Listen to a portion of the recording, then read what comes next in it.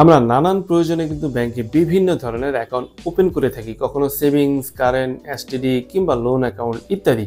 তো সময়ের সাথে সাথে কিন্তু ব্যাংক মানুষের প্রয়োজনকে বিবেচনা করে নানান ধরনের অ্যাকাউন্ট নিয়ে আসে। তেমন একটা অ্যাকাউন্ট হচ্ছে আরএফসিডি অ্যাকাউন্ট।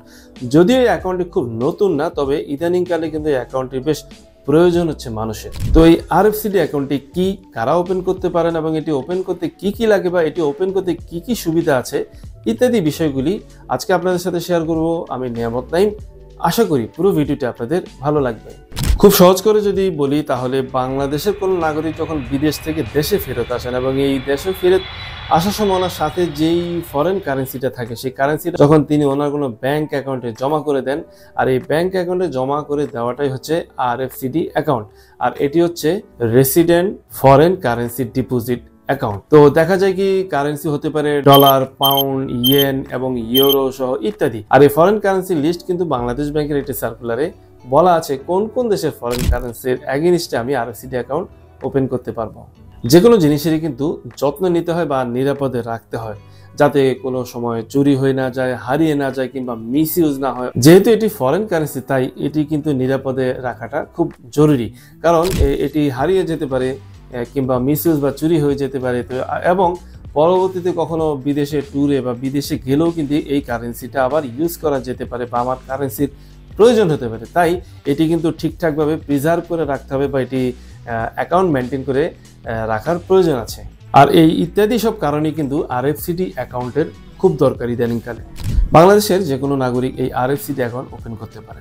ইদানিং প্রায় দেখা যাচ্ছে অনেকে বেশ অফিসিয়াল পারপাসে দেশে বাইরে যাচ্ছেন, কেউ হয়তো বিজনেস পারপাসে বাইরে যাচ্ছেন, কেউ ট্যুরিস্ট হিসেবে বাইরে যাচ্ছেন, এমনকি এখন অনেকেই চিকিৎসার জন্য দেশের বাইরে যাচ্ছেন। তো ইত্যাদি এই সব নানান কারণে কিন্তু যে কোনো সরকারি বেসরকারি বাংলাদেশি নাগরিক এই আরএফসিডি অ্যাকাউন্টটি সহজেই ওপেন করতে পারেন।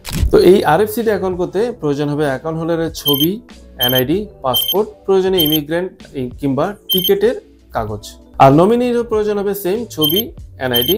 আর এখানে টিনের প্রয়োজন নেই, কারণ এখানে কোনো গভর্নমেন্ট ফি কাটা হয় না এই আরএফসিডি অ্যাকাউন্টের এগেইনস্টে। তো এখানে টিন ম্যান্ডেটরি না। তবে অ্যাড্রেস ভেরিফাইয়ের জন্য আপনি যে কোনো একটি বিদ্যুৎ বিল কিংবা গ্যাসের বিলের কপি দিয়ে রাখতে পারেন। বাংলাদেশের প্রায় অধিকাংশ ব্যাংকই এই আরএফসিডি অ্যাকাউন্টটি ওপেন করে থাকে। তো আপনি আপনার পছন্দ মতো যে কোনো ব্যাংকে ওপেন করে নিতে পারেন। তবে এই ব্যাপারে আপনি সোশ্যাল ইসলামী ব্যাংকে বেছে নিতে পারেন, কারণ সোশ্যাল ইসলামী ব্যাংক সারা দেশব্যাপী প্রাইম লোকেশনে 22টি এডি ব্রাঞ্চ আছে। আর এডি ব্রাঞ্চ হচ্ছে অথরাইজড ডিলার ব্রাঞ্চ, যা বাংলাদেশ ব্যাংক থেকে অনুমোদিত যে কোনো ফরেন কারেন্সি নিয়ে খুব দক্ষতার সাথে যে কোনো ধরনের সার্ভিস এডি ব্রাঞ্চ দিতে পারে। এছাড়াও এই আরএফসিডি অ্যাকাউন্টের এগেইনস্টে সোশ্যাল ইসলামী bank debit, credit, prepaid card দিয়ে থাকেন অ্যাকাউন্ট হোল্ডারকে। সেই সাথে অ্যাকাউন্ট হোল্ডারের পছন্দ অনুযায়ী 2টি সাপ্লিমেন্টারি কার্ড পেয়ে যাবেন। আর এই ইন্টারন্যাশনাল মানের এই কার্ড দিয়ে কিন্তু পরবর্তীতে আপনি বিদেশে ইউজ করতে পারবেন, যে কোনো পাওয়ার স্টেশনে কিংবা এটিএম থেকেও টাকা তুলতে পারবেন। সেই সাথে আপনার হোটেল ফেয়ার, টিকিট বুকিং সহ ইত্যাদি যে কোনো পারচেজই কিন্তু এই কার্ডটি দিয়ে আপনি অনায়াসে করে ফেলতে পারবেন। এসআইবিএল এর এই আরএফসিডি অ্যাকাউন্টের কারেন্সি কিন্তু একেবারে ফ্রিলি রেমিটেবল। সো আপনি যে কোনো বৈধ পারপাসে কিন্তু এটি বিদেশে ইউজ করতে পারবেন এবং আপনি চাইলে বাংলাদেশি কারেন্সিতে টাকাতে কনভার্ট করেও কিন্তু আপনার এই কারেন্সিটা ড্র করতে পারবেন। এছাড়াও এই ফরেন কারেন্সি জমার ভিত্তিতে সোশ্যাল ইসলামী ব্যাংক আপনাকে বেশ লুক্রেটিভ একটি প্রফিট অ্যাকাউন্টে দিয়ে দিবে। তাছাড়া ইয়ারলি এই অ্যাকাউন্টের এগেইনস্টে কোনো চার্জ কাটা হবে না।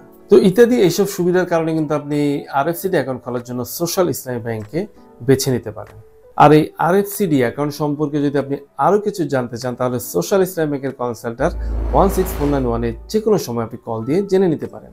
তো এই আরএফসিডি অ্যাকাউন্টে আপনি বিদেশে যাওয়ার আগে কিংবা বিদেশ থেকে ফিরে এসে কিংবা কখনো ক্ষেত্র বিশেষ আপনি বিদেশে থেকেও কিন্তু এই আরএফসিডি অ্যাকাউন্টটি ওপেন করে নিতে পারবেন।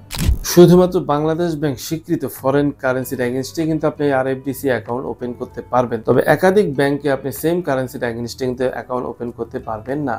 $10,000 কম হলে আপনি যে কোনো সময় আপনি এই অ্যাকাউন্টে এই কারেন্সি জমা করে দিতে পারবেন। আর যদি $10,000 বেশি হয়ে থাকে তাহলে সেই ক্ষেত্রে কিন্তু আপনাকে 1 মাসের মধ্যেই আপনার অ্যাকাউন্টে এটি জমা করে দেওয়ার বাধ্যবাধকতা আছে, যা বাংলাদেশ ব্যাংকের সার্কুলারেই বলা আছে।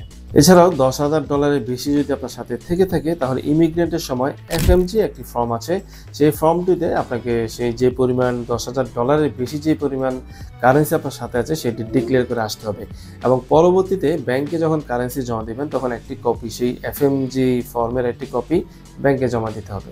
মজার ব্যাপার হচ্ছে অন্য সব অ্যাকাউন্টে যেমন প্রাথমিক জমার প্রয়োজন হয়ে থাকে, তো এই আরএফসিডি অ্যাকাউন্টের ক্ষেত্রে আপনাকে কোনো প্রাথমিক জমার প্রয়োজন হবে না।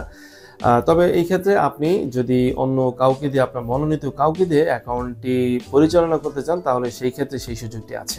তো ভিউয়ার্স, এই ছিল আজকের ভিডিও। যদি আরো কিছু জানতে চান তাহলে কমেন্টস বক্সে লিখে জানাতে পারেন। আর ভিডিওটি ভালো লাগলে একটি লাইক দিবেন, ফ্রেন্ডদের সাথে শেয়ার করবেন আর প্লিজ চ্যানেলটি সাবস্ক্রাইব করে আপনার সাথে রাখুন। সবাই ভালো থাকুন, সুস্থ থাকুন, আল্লাহ হাফেজ।